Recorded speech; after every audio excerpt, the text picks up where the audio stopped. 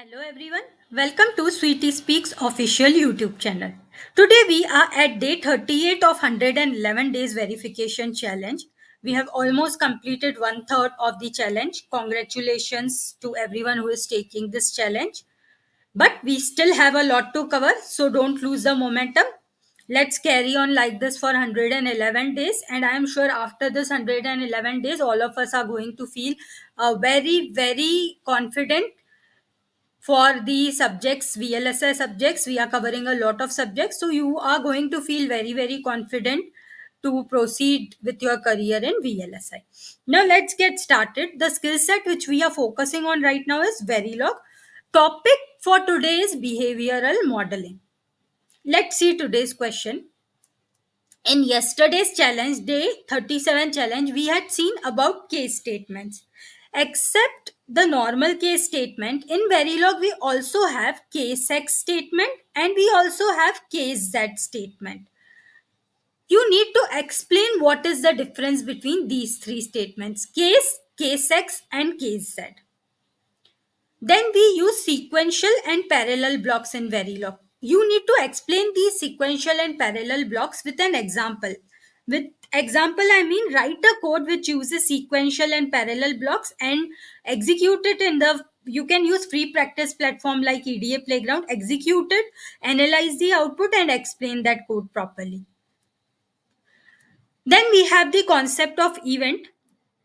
In case you are not aware about this concept event, I have covered this concept in very detail in System Verilog Essential series. There will be a video lecture on event where we have covered this concept in detail. We have also seen a lot of codes on events. So if you don't know about event, please go through that video, understand about event concept in detail. And then to control the event, we used some event based timing control mechanism. There are some timing control mechanism for controlling these events. Now they can be either regular event control or they can be either named event control. You need to explain these two control mechanism: regular event control and named event control. Again, I motivate you to explain it with the help of coding example.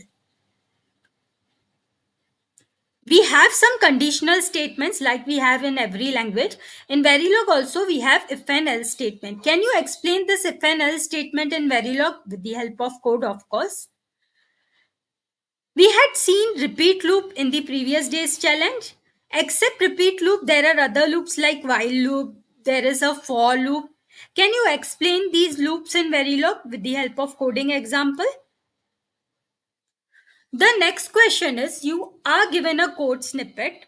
You need to tell what is the output. Observe this code very carefully. In this code, there are multiple initial blocks. As I can see, this is the first one, this is the second one, this is the third one, and this is the fourth one. There are four initial blocks.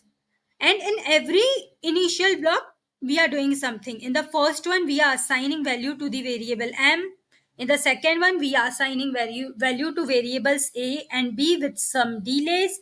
In the third one, we are assigning values to variables x and y, again with some delays. And finally, in the last, which is the fourth initial statement, we are calling $finish.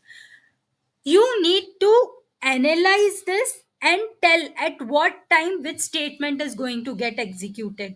First analyze it by yourself, then what you can do, try to take this code in, say, EDA Playground, and add some display statements. If you want, you can dump the variables in waves and then analyze the output. This will help you better understand how delays and multiple initial blocks work in Verilog. That's why it's very important to analyze this output.